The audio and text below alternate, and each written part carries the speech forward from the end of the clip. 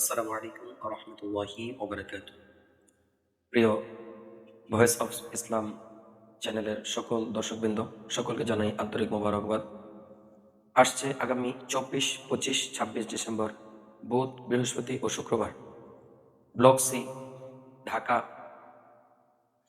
ASEAN সিটিতে অনুষ্ঠিত হতে যাচ্ছে আশিকানে রাসূলের মাদানী সংগঠন দাওয়াত ইসলামীর ব্যবস্থাপনায় 3 দিনের আজমুস শান সুন্নত ভরা ইজতিমা। ইনশাআল্লাহ আযজা ওয়া জাল্লা অসংখ্য আশিকানে রাসূলগণ সেখানে উপস্থিত হবেন।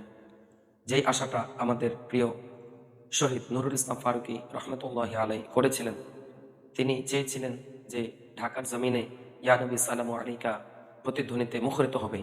সেই আশাটি 2015 সাল থেকেই দাওয়াত ইসলামী করে যাচ্ছে।